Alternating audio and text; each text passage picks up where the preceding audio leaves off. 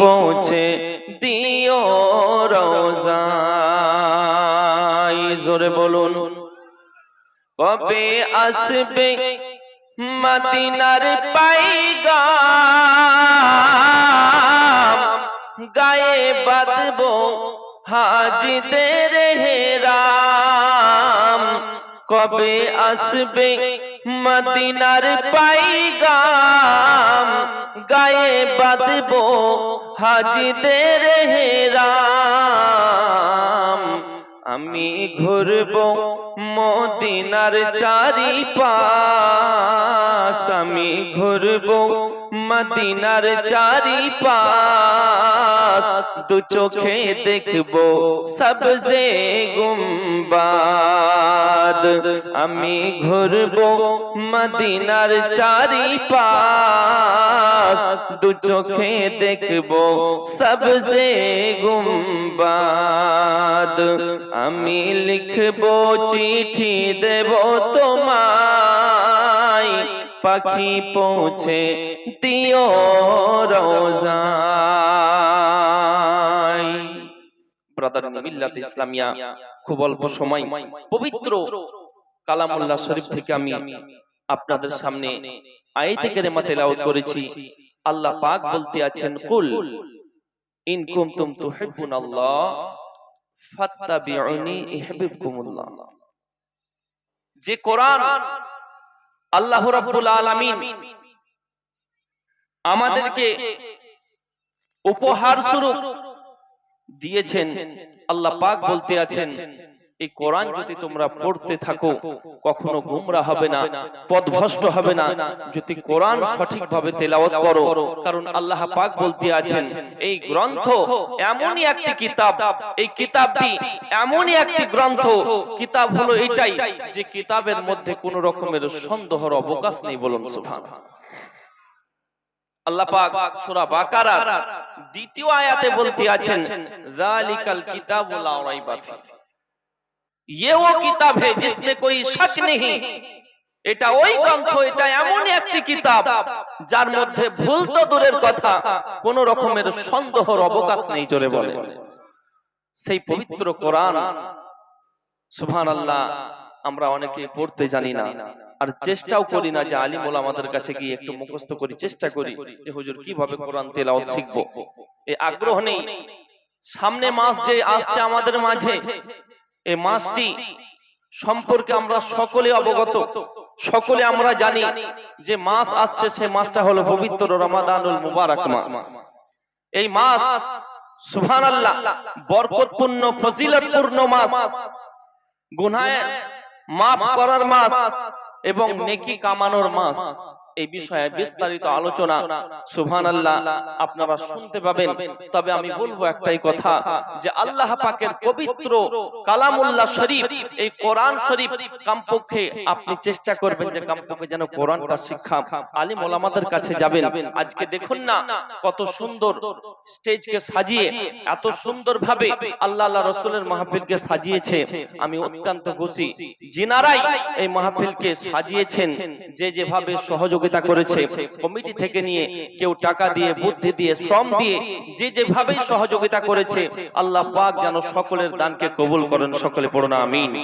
আর একটু জোরে পড়েন তো। আল্লাহ পাক কি বলতে আছেন, কুল, হে নবী আপনি বলুন, হে নবী আপনি বলে দিন।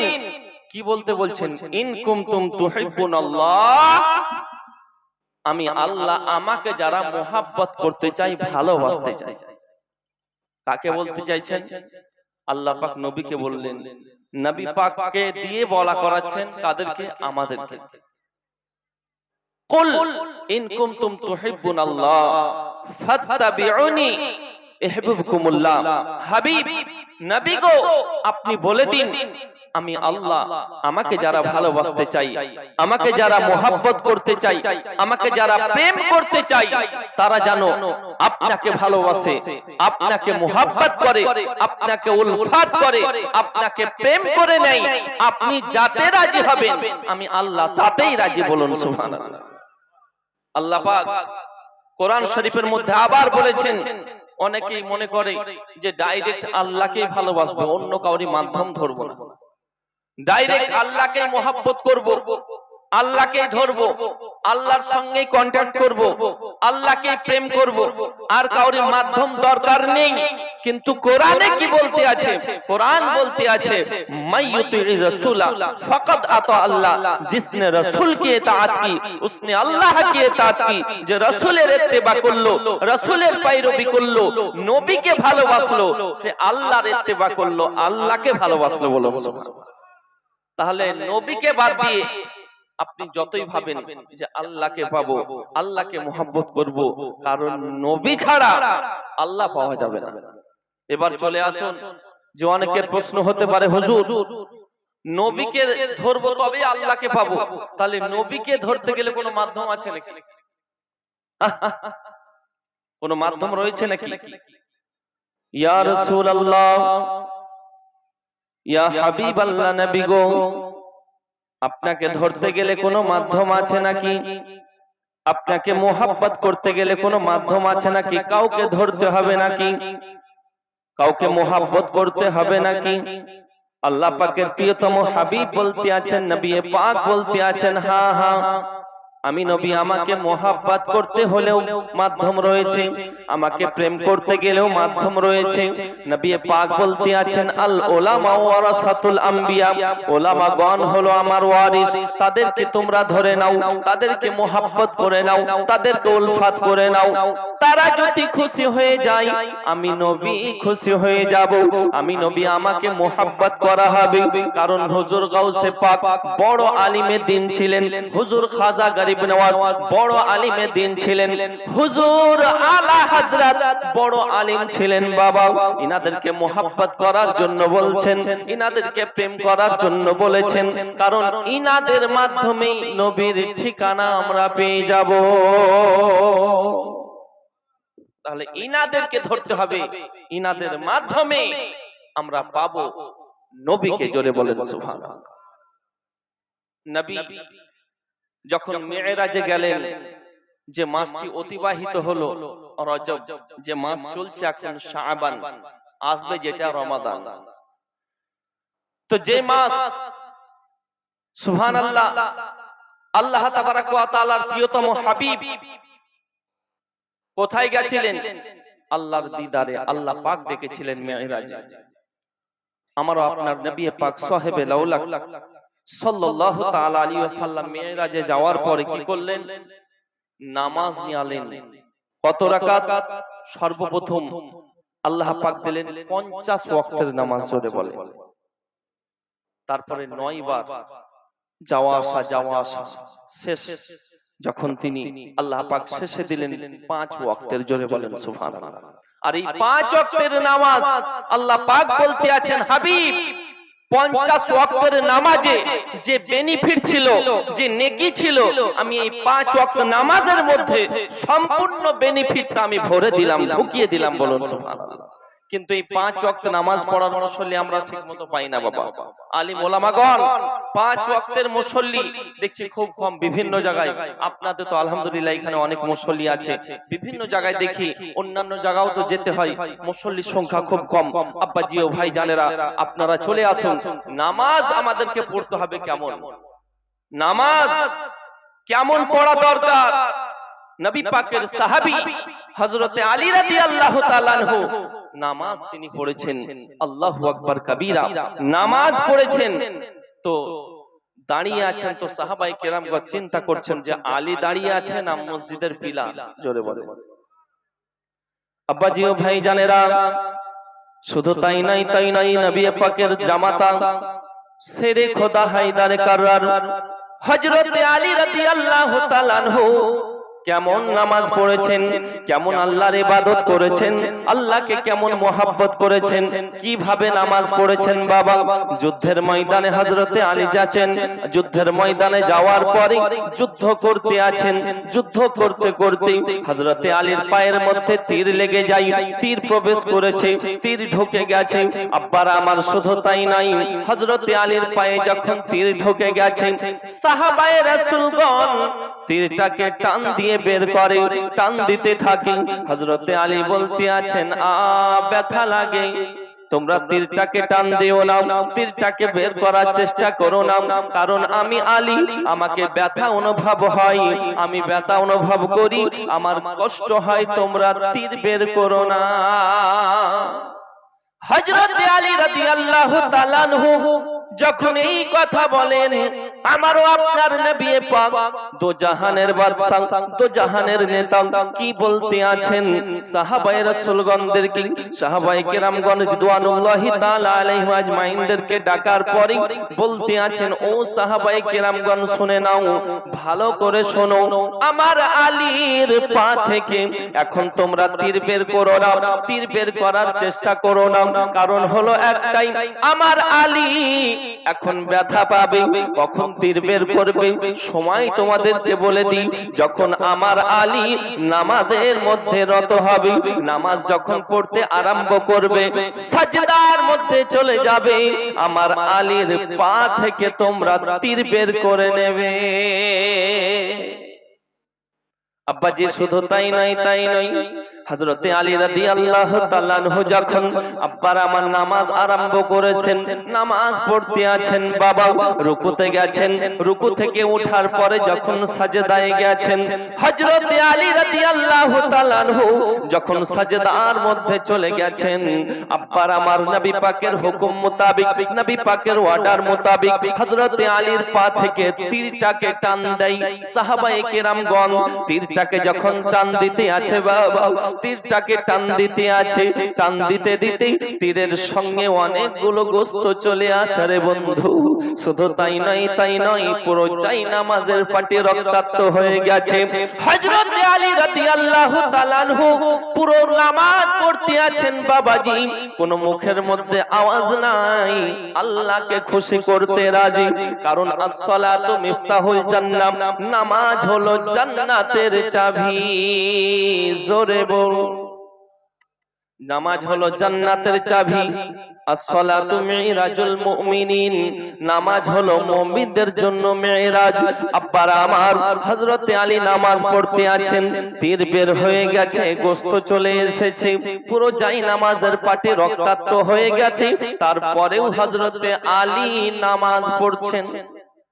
যখন বাবাজি নামাজ সমাপ্ত হলো, সালাম যখন ফিরালেন, সাহাবায়ে কেরামগণ হযরতে আলীর কাছে যাওয়ার পরে বলতে আছেন, ও ভাই আলী, আপনার পা থেকে আমরা তীর বের করে নিয়েছি, তীরটাকে বের করা হয়ে গেছে, আর চিন্তার কারণ নাই। হযরতে আলী বলতে আছেন, ও ভাই শুনে নাও, তোমরা যে তীর কখন বের করেছো, কখন তোমরা তীর বের করেছো, আমি আলী বিন্দু পরিমাণ বুঝতে পারি নাই, বিন্দু পরিমাণ টের পাই নাই, কারণ আমি আলী প্রথমবার সাজদাতে যাই, দ্বিতীয়বার ততক্ষণ পর্যন্ত সাজদা করি না, দ্বিতীয়বার ততক্ষণ পর্যন্ত সাজদায় যাই না যতক্ষণ পর্যন্ত আমি আমার আল্লাহকে রব্বুল আলামিনকে খুশি না করি। আল্লাহুম্মা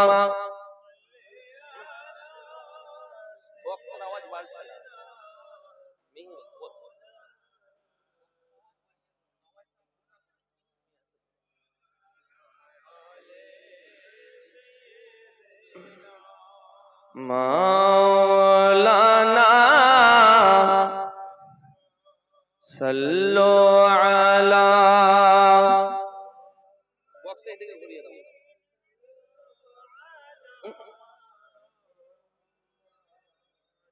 हरदम ज़ुबान से निकालो पाक, हरदम ज़ुबान से निकालो शफी, सल्लल्लाहु ताला अलैहि वसल्लम। अब्बाजियो भाईजानेरा, हजरत आली রাদিয়াল্লাহু তাআলা আনহুর পা থেকে যখন তীর বের করা হয়, হযরতে আলী বলতে আছেন, ও সাহাবায়ে কেরামগণ, প্রথমবার সাজদা করি, দ্বিতীয়বার ততক্ষণ পর্যন্ত সাজদা করি না যতক্ষণ পর্যন্ত আমি আমার আল্লাহ রব্বুল আলামিনকে রাজি না করি। আমরা কেমন নামাজ পড়ি, আমরা কেমন আল্লাহর ইবাদত করি বাবা। হযরতে আলীর পা থেকে তীর বের হয়ে যায়, টের পাই না। আমরা নামাজ পড়ি, মশাই যদি কামড় দেয় আমরা সাজদা পরে করি, মশা আগে মারি, ঠিক কি না কি গো? সাজদায় পরে যাই, মশা আমরা আগে মারি। আমাদের নামাজ, সাহাবায়ে কেরামগণদের নামাজ আলাদা বাবা। তিনারা নামাজ পড়তেন আল্লাহকে খুশি করার উদ্দেশ্যে, তিনারা নামাজ পড়তেন একমাত্র আল্লাহ যাতে খুশি হয়, লোক দেখানো তিনারা নামাজ পড়তেন না বাবা। আর আমাদের মাঝে অনেকেই লোক দেখানো নামাজ পড়ে, আবার পড়ে তো পড়ে বাবাজি, শুধু নামাজ পড়ে না, বুলেট ট্রেনের মতো স্পিড, জাপানের বুলেট ট্রেন দেখেছেন বাবা? জাপানের বুলেট ট্রেন যেভাবে স্পিড, সেইভাবে অনেকেই নামাজ পড়ে বাবা। আব্বাজি শুধু তাই নয়, তাই নয়, নামাজ পড়তে হবে। আল্লাহ পাকের পবিত্র কালামুল্লাহ শরীফের মধ্যে আল্লাহ পাক ঘোষণা করেছেন, কি বলেছেন? আল্লাহ পাক বলতে আছেন, ইন্নাস সালাতা তানহা আনিল ফাহশাই ওয়াল মুনকার, নিশ্চয় নামাজ মানুষকে সমস্ত বেহাই বেকর্ম কুকর্ম থেকে হেফাজত করে। নামাজ পড়তে হবে বাবা, কারণ নামাজ এমনই একটি ইবাদত বাবা, মনের আবর্জনা পরিষ্কার হবে, মনের ময়লা পবিত্র হয়ে যাবে, মনের ময়লা দূর হয়ে যাবে বাবা, মনটা পবিত্র হয়ে যাবে, আয়নার মতো হয়ে যাবে। আগামী রমজান কয়েকদিন পরে বাবা, এখন থেকে নিয়ত করে নেন যে নামাজ আমাদেরকে পড়তে হবে। রমজান মাসে, রমজান মাস আসলে ইমাম সাহেব যদি বলে, ওগো আমার চাচা জান আপনি কি রোজা রাখেননি নাকি? অনেকে বলে যে হুজুর রোজা রাখতে পারি নাই, কারণ হলো একটাই, রোজা রাখবো কি করে, আমার সমস্যা অনেক রয়েছে, ওষুধ খেতে হয় 2-3 বার করে, গ্যাস্ট্রিক হয়, অম্বল হয়, পেটে ব্যথা, বুকে ব্যথা, বুক জ্বালা করে, হুজুর আমার রোজা রাখা হবে না, ডক্টর মশাই বারণ করেছে। রব্বুল আলামিন আল্লাহ পাক আল্লাহ তাআলা বাবা পবিত্র কোরআন শরীফের মধ্যে বলেছেন, যোগো আমার বান্দা বান্দি তোমরা শুনে নাও, ওয়ালাল আখিরাতু খায়রুল লাকা মিনাল উলা, দুনিয়া দুনিয়া করে তোমরা মেতে থেকো না, দুনিয়াটা হলো ক্ষণস্থায়ী, তোমাদের জন্য চিরস্থায়ী হলো আখিরাত। জোরে বলুন সুবহানাল্লাহ। এই দুনিয়া করে আমরা মেতে থাকছি, কিন্তু দুনিয়াটা হলো ক্ষণস্থায়ী, চিরস্থায়ী হলো আখিরাত। জোরে বলে আব্বার আমার।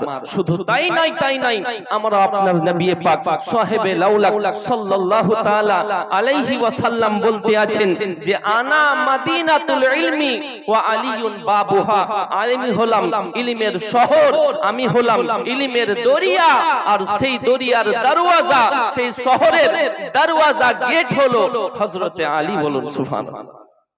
যে আলীর জন্ম কাবা ঘরের ভিতরে, যে আলীর জন্মের পরে পরে সর্বপ্রথম যিনাকে দর্শন করেছেন, যিনার দিদার লাভ করেছেন, তিনি ছিলেন নবী মুহাম্মদুর রাসূলুল্লাহ সাল্লাল্লাহু তাআলা আলাইহি ওয়াসাল্লাম। ব্রাদারিনী মিল্লাতে ইসলামিয়া, সে আলী নামাজ কেমন পড়েছেন, কেমন নামাজের পাবন্দী ছিলেন। আব্বারা আমার, হযরতে আলী রাদিয়াল্লাহু তাআলা আনহুর কোলে আমার নবী মাথা দিয়ে আরাম করতে আছেন, আসরের সময় অতিবাহিত হতে আছে। বলার উদ্দেশ্য যে নামাজ আমরা আজকে পড়ি না, কিন্তু সাহাবায়ে কেরামগণ নামাজ সুবহানাল্লাহ যদি একটু বাদ চলে যেত, এক ওয়াক্তের নামাজ যদি বাদ চলে যেত, কান্নায় ভেঙে পড়তো। আল্লাহু আকবার। নবী পাকের সাহাবী হযরতে আলী রাদিয়াল্লাহু তাআলা আনহুর কোলে যখন নবী পাক মাথা দিয়ে আরাম করতে আছে, এদিকে আসরের সময় অতিবাহিত হতে আছে। আব্বাজি ও ভাই জানেরা, হযরতে আলী রাদিয়াল্লাহু তাআলা চিন্তা করতে আছেন, একদিকে মোহাব্বতের সওয়াল, দ্বিতীয় দিকে ইবাদতের সওয়াল। একদিকে মুহাব্বত, অন্যদিকে ইবাদত। একদিকে মুহাব্বত, অন্যদিকে ইবাদত। কি করব এখন? যদি নামাজ পড়তে থাকি, যদি নামাজটা পড়া হয়, নবী পাকের মুহাব্বতের ঘাটতি হয়ে যাবে, নবী পাকের আরামের ব্যাঘাত ঘটে যাবে। ব্যাঘাত ঘটাতে হবে। নবী পাক যতক্ষণ পর্যন্ত না উঠবে ততক্ষণ পর্যন্ত আমি আলী নামাজ পড়তে পারবো না। চিন্তায় পড়ে গেলেন, কি করা যায়, কি করা যায়, কি করা যায়। হযরত আলী রাদিয়াল্লাহু তাআলা আনহু বাবা চিন্তায় চিন্তিত, নিজে নিজেই ডিসাইড করে ফেললেন যে ইবাদত যদি কাজা হয়ে যায়, নামাজ যদি কাজা হয়ে যায় বাবা, নামাজ পরবর্তীকালে কাজা আদায় করা হয়, কিন্তু মুহাব্বতের কাজা হয় না। হযরত আলী রাদিয়াল্লাহু তাআলা আনহু ডিসাইড করলেন, বাবা নামাজ যদি কাজা হয়ে যায় চাক বাতাও অসুবিধা নাই, ইবাদত যদি কাজা হয়ে যায় কোনো অসুবিধা নাই, মুহাব্বতের কাজা আদায় হয় না, মুহাব্বত কাজা করতে দেব না, মুহাব্বতের কাজা হয় না। তার জন্য ইবাদত ছেড়ে দিলেন, মুহাব্বতটাকে ধরে নিলেন। যখন মোহাব্বতটাকে আঁকড়িয়ে ধরলেন, নবী পাক আরাম করতে আছেন বাবা। শুধু তাই নয়, তাই নয়, হযরতে আলীর দুই চোখে অশ্রু, আল্লাহর দরবারে কান্না করেন। আয় আমার আল্লাহ পাক, আল্লাহ তাআলা রব্বুল আলামিন, আমি আলী যতদিন থেকে নামাজ ধরেছি, যতদিন থেকে আমি নামাজ পড়া আরম্ভ করেছি, আমি আলী কোনোদিন নামাজ কাজা করিনি। আজ পর্যন্ত আমার দ্বারাতে কোনোদিন নামাজ কাজা হয়নি। ওগো মালিক আমার, গো রব্বুল আলামিন, আজকে আমার নামাজ কাজা হয়ে গেল, আমি আলী কিয়ামতের ময়দানে কি জবাব দেব? কিন্তু অন্যদিকে আমার আপনার নবী পাক দো জাহানের বাদশা আরাম করতেছেন বাবা, যিনি নামাজ নিয়ে এসেছেন। জোরে বলেন হযরত আলী রাদিয়াল্লাহু তাআলা আনহু। এরকম করতে করতে বাবা হযরত আলীর চোখের অশ্রু আমার নবী দো জাহান সাল্লাল্লাহু তাআলা আলাইহি ওয়াসাল্লামের পেশানি মুবারাকায় যখন পড়ে গেল, আমার আপনার নবী পাক যখন উঠে গেছেন, বেদার হলেন, বলতে আছেন, আলী, ও আলী, কান্না কেন করো? কিসের জন্য তোমার চোখে অশ্রু? কেন তুমি কান্না করো গো আলী? কিসের জন্য কান্না করো? হযরতে আলী বলতে আছেন, ইয়া রাসূলুল্লাহ, ইয়া হাবিবাল্লাহ, নবী গো, আমি আলী আজ পর্যন্ত নামাজ কাজা করি নাই, কিন্তু আজকে আসরের নামাজ কাজা হয়ে গেছে। ওগো নবীজি, মাগরিবের ওয়াক্ত ঢুকে গেছে, তার জন্য আমি আলী কান্না করি। দুঃখের বিষয় বাবা, আসরের আজান দেয়, দোকানের মধ্যে আড্ডা মারি, মাগরিবের আজান দেয়, জুয়ার আড্ডায় বসে থাকি, এশার আজান দেয়, বন্ধু বান্ধবের সঙ্গে ঘোরাঘোরায় মগ্ন থাকি, ঘোরাঘুরি করতে থাকি, বাজারে যাই, অমুক জায়গা যাই, গলিতে আড্ডা মারি, এইভাবে সময়টাকে অতিবাহিত করি। ওরে বন্ধু, ভালো করে শুনুন, আমাদেরকে বাবাজি অন্ধকার কবরে একদিন না একদিন চলে যেতে হবে। পৃথিবীর বুকে আসার সিরিয়াল রয়েছে বাবা, আসার সিরিয়াল রয়েছে, সিস্টেম রয়েছে, কিন্তু যাওয়ার কোনো সিরিয়াল সিস্টেম নাই। কারণ হলো একটাই, যে মা থাকবে সন্তান চলে যাবে, পিতা থাকবে সন্তান চলে যাবে, মেয়ে থাকবে মা চলে যাবে।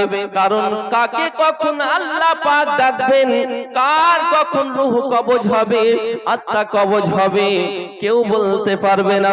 তার জন্য বলবো যে নামাজ আপনারা পড়ুন, আর আসরের যখন নামাজ পড়বেন বা মাগরিবের নামাজ পড়বেন, যখনই নামাজ পড়বেন এটাই মনে মনে চিন্তা করবেন, আয় আমার আল্লাহ, এটাই হলো আমার শেষ নামাজ, এটাই হলো আমার শেষ নামাজ। আয় আমার আল্লাহ পাক, আল্লাহ তাআলা, মাগরিবের নামাজ আমি পড়তে পাবো কিনা তা জানি না, তুমি জানো গো মালিক। আসরের নামাজ পেয়েছি, তুমি আমার আসরের নামাজটাকে কবুল করে আমার তামাম গুনাহগুলোকে মাফ করে দাও। আল্লাহর দরবারে দোয়া করবেন বাবা। পিতামাতা যদি চলে গেছে, পিতামাতার জন্য দোয়া করবেন বাবা, কারণ পিতামাতার জন্য সন্তান যখন দোয়া করবে, পিতামাতার জন্য খোদার দরবারে সন্তান হাত উঠাতে দেরি হবে, সন্তানের দোয়া কবুল হতে দেরি হবে না। কারণ নবী পাক বলতে আছেন, সাহেবে আওলাদ, নেককার সন্তান পৃথিবীর বুকে যদি কেউ ছেড়ে যায়, নেককার সন্তান ছেড়ে যাওয়ার কারণে, রেখে যাওয়ার কারণে পিতা মাতা কবরে শুয়ে শুয়ে নেকি পাবে। কিন্তু সন্তান, আমাদেরকে ভালো সন্তান তো রেখে যেতে হবে। ছেলে যখন 5 বছর বয়স, 10 বছর বয়স, আমরা কালচার দিই না ভালো বাবা। মোবাইল দিয়ে আধা ঘন্টা, 1 ঘন্টা, বই খেলে আবার 1 ঘন্টা, ছেলেকে এটা শেখাই, গান শেখাই, কিন্তু কেউ বলতে পারবে না যে বুকে হাত দিয়ে, হুজুর আমি আমার ছেলেকে 1 ঘন্টা ইসলামিক কালচার দিই, প্রতিদিন 1 ঘন্টা করে আমি ইসলামিক শিক্ষা দিই তাকে। আজকে কেউ সঠিকভাবে বলতে পারবেন না। কারণ হলো একটাই, সেই কালচার দেবই না বলবো আমরা। কালচার তো দিই না।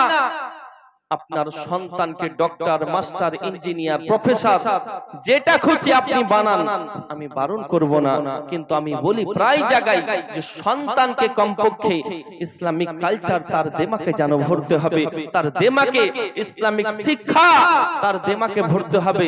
এতটা যেন সে শিক্ষা অর্জন করে, কোনটা হালাল, কোনটা হারাম, কোনটা বৈধ, কোনটা অবৈধ, কোনটা জায়েজ, কোনটা না জায়েজ, সে যেন পার্থক্য ফারাক করতে পারে। শুধু তাই নয়, আপনার ইন্তেকাল হয়েছে, আব্বার ইন্তেকাল হয়েছে, মায়ের ইন্তেকাল হয়েছে, ইন্তেকাল হয়ে যাওয়ার পরে ইমাম সাহেবকে আপনার সন্তান যাওয়ার পরে যেন আবেদন করে যে মাওলানা সাহেব, ওগো আমার হুজুর, আমার আব্বার জানাজার নামাজ আমি সন্তান হয়ে আমার পিতার জানাজার নামাজ আমি পড়াবো, আপনি অনুমতি দেন। সন্তান যদি পিতার জানাজার নামাজ পড়ায়, এর চাইতে খুশির বিষয় আর কি হতে পারে?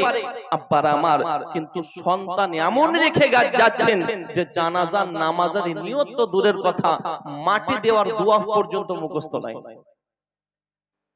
ঠিক কিনা গো? মাটি দেওয়ার দোয়া, 3 খাবল 3 মুষ্টি যে মাটি দেওয়ার দোয়া, এই দোয়া মুখস্থ নেই বাবা।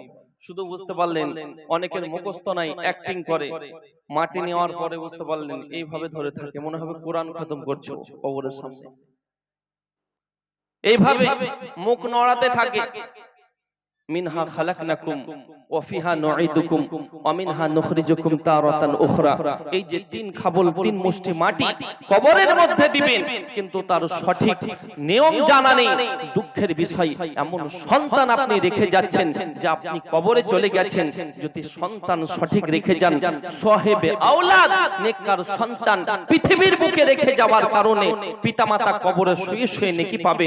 শুধু তাই নয়, সেই সন্তান আপনার কবরে যাবে শবে বরাতের রাত্রে, শবে কদরের রাত্রে, মেরাজের রাত্রে যাওয়ার পরে আল্লাহর কাছে দোয়া করবেন, ওগো রব্বুল আলামিন, আয় আল্লাহ পাক, আল্লাহ তাআলা তোমার দরবারে ফরিয়াদ করি, তোমার কাছে আর্তনাদ করি, তোমার দরবারে একটাই আবেদন করি, আয় আমার আল্লাহ দয়া করে মেহেরবানি করে তোমার কাছে একটাই আমার আবেদন, আমার আব্বা জান কত গুনাহ করেছে না করেছে জানি না, তুমি জানো গো মালিক, কিন্তু দয়া করে মেহেরবানি করে আপনার কাছে একটাই আবেদন, আমাকে মানুষের মতো মানুষ একটা তৈরি করেছে, আয় আমার আল্লাহ পাক, আল্লাহ তাআলা আমার আব্বার সমস্ত আযাবকে আপনি maaf করে দিন এবং আমার আব্বার কবরটাকে জান্নাতের টুকরা বানিয়ে দিন।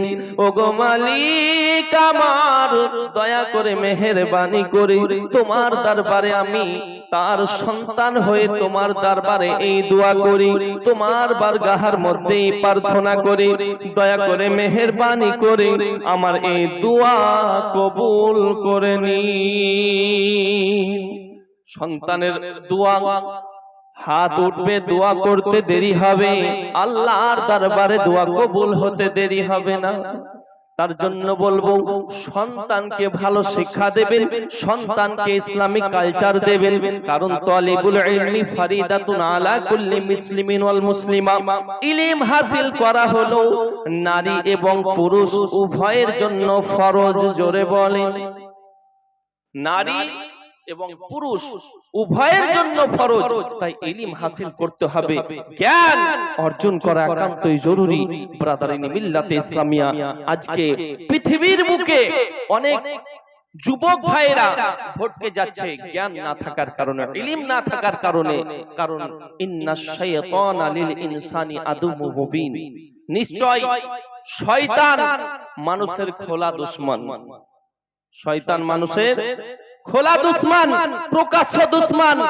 এই শয়তান বুঝতে পারলেন তিন প্রকার হয়। আমি বলবো একটাই কথা, অনেক যুবক ভাই রয়েছে যারা ইউটিউব দেখার পরে, বাংলা কিছু কিতাব পড়ার পরে নবী পাককে, দু জাহানের বাদশাকে, নবী রহমাতাল লিল আলামিন নবীকে বলতে আছে যে নবী নাকি আমাদের মতো। পড়ো নাউজুবিল্লাহ। আর একটু জোরে বলতে হবে। কারণ হলো একটাই, যে নবী পাকের সম্পর্কে তারা এই কথা বলার উদ্দেশ্য একটাই, যে বাংলা কিতাব পড়ে কিছু ইউটিউবের বক্তার বক্তব্য শোনার পরে তারা ভটকে গেছে, তারা প্রেমে পড়ে গেছে। কিন্তু দুঃখের বিষয়, তারা সঠিক বক্তার বক্তব্য না সন্ধান করে তারা আজকে পথভ্রষ্টর দিকে। আমি বলতে চাই যে নবী পাক আমাদের মতো তো বলা দূরের কথা, আমারও আপনার নবী পাক সাহেবে লাউলাক সাল্লাল্লাহু তাআলা আলাইহি ওয়াসাল্লাম পৃথিবীর বুকে যখন আসেন, পবিত্র তিনিও, তিনার মাও পবিত্র। তুমি যেদিন পৃথিবীতে আসো তুমিও নাপাক ছিলে, তোমার মাও নাপাক ছিল। নবী পাক যখন পৃথিবীর বুকে আসেন, তিনার খাতনা দেওয়া অবস্থাতে পৃথিবীর বুকে এসেছেন। তুমি যখন পৃথিবীর বুকে আসো, তোমার খাতনা দেওয়া হয়নি, পরবর্তীকালে দেওয়া হয়েছে। শুধু তাই নয়, তুমি যখন পৃথিবীর বুকে আসো, তোমার নাড়ি কাটতে হয়েছিল। কিন্তু সুবহানাল্লাহ, আমারও আপনার নবী পাক সাহেবে লাউলাক সাল্লাল্লাহু তাআলা আলাইহি ওয়াসাল্লাম পৃথিবীর বুকে যখন আসেন, নাড়ি কাটা অবস্থাতেই পৃথিবীতে এসেছেন। জোরে বলেন। তুমি যখন পৃথিবীতে আসো ল্যাংটা হয়ে, উলঙ্গ হয়ে দুনিয়াতে আসো, কিন্তু বেসাহারা কুসাহারা মা আমিনার লাল মরুর দোলাল নবী পাক যখন পৃথিবীর বুকে আসেন, সুবহানাল্লাহ, জান্নাতি লিবাস পরিধান করে পৃথিবীর বুকে এসেছেন। জোরে বলেন। তাহলে সেই নবী পাকের পাওয়ার সম্পর্কে, এই নবী পাকের পাওয়ার দুনিয়াতেও ছিল, কাল কিয়ামতের ময়দানেও থাকবে, কবরেও থাকবে। কারণ নবী পাক দু জাহানের বাদশার পাওয়ার সব জায়গায় চলবে। কিন্তু সেই নবী পাককে অনেকে বলতে আছে, অনেক যুবক ভাইরা আজকে, ইয়াং জেনারেশন ভাইরা আজকে পথভ্রষ্টর দিকে। কারণ কিছু ইউটিউব বক্তাদের বক্তব্য শোনার পরে আজকে এই অবস্থা।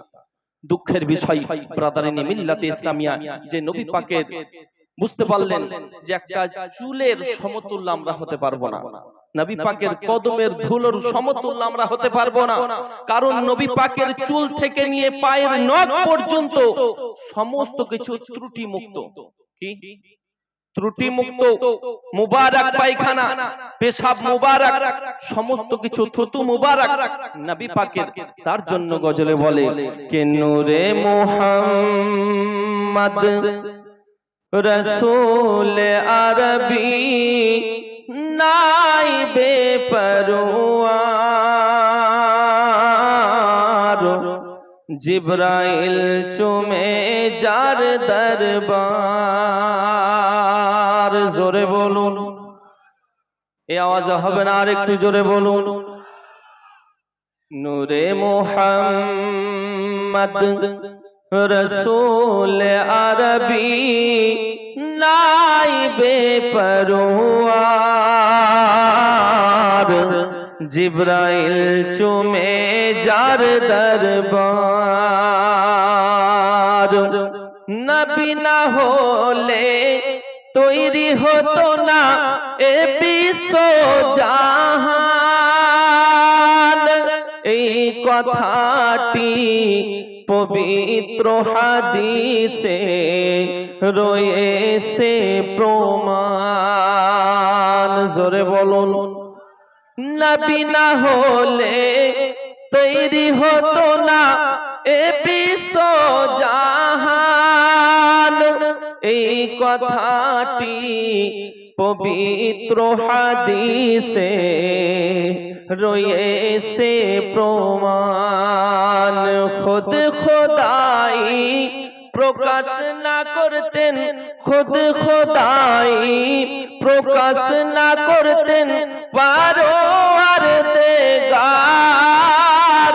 জিবরাইল চুমে যার দরবার, নূরে মুহাম্মদ রসূল আরবি নাইবে পরওয়ার।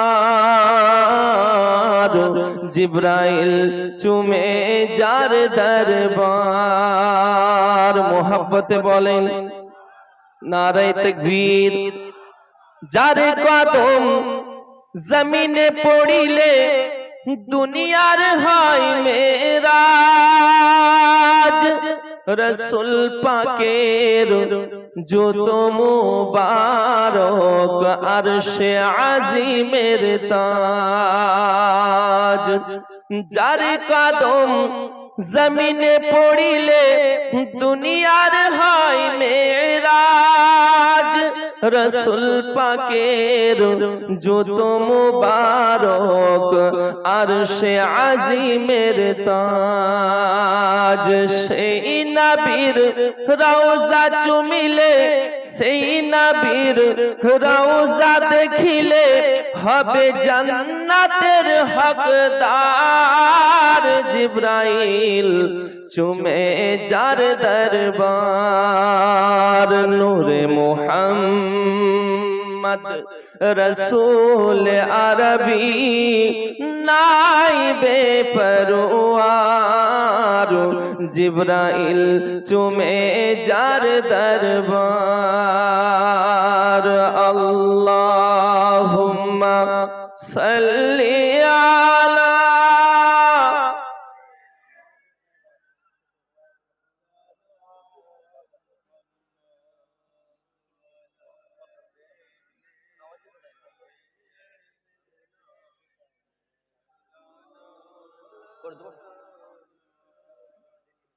মুহাম্মদ সাল্লাল্লাহু তাআলা আলাইহি ওয়াসাল্লাম। ব্রাদার মিল্লাত ইসলামিয়া হুজুর আর কিছুক্ষণের মধ্যে বুঝতে পারলেন 10 থেকে 15 মিনিটের মধ্যে উপস্থিত হয়ে যাবেন। সুবহানাল্লাহ। আমি আমাদের আপনাদের প্রিয় বুঝতে পারলেন সব সকলের চাইতে সুবহানাল্লাহ আপনারা যিনাকে মোহাব্বত করছেন, এখন ভালোবাসছেন, যুবকদের বুঝতে পারলেন প্রিয় মানুষ, ভালোবাসা আপনাদের যোগ্য ভাদেশ্বরের ইমাম সাহেব জনাব হযরত মাওলানা মুফতি মাজহারুল ইসলাম। ইয়া রাসূলুল্লাহ, নারে তাকবীর, নারে রিসালাত, নারে তাকবীর, নারে তাকবীর, আল্লাহু আকবার, নারে রিসালাত, নারে রিসালাত। मसलके आला हजरत जिंदाबाद, जिंदाबाद, मसलके आला हजरत हजरत अल्लामा मौलाना अमीनुद्दीन रिजवी साहिब किबला जिंदाबाद, हजरत मौलाना रिजवी हजरत मौलाना अमीनुद्दीन नक्शबंदी साहिब किबला जिंदाबाद, हजरत मौलाना अमीनुद्दीन नक्शबंदी साहिब किबला जिंदाबाद, नारे तकबीर, अल्लाहु अकबर, नारे रिसालत, या रसूल अल्लाह, मसलके आला हजरत जिंदाबाद, नारे तकबीर, अल्लाहु अकबर, नारे रिसालत। या रसूल अल्लाह। सामने আসুন।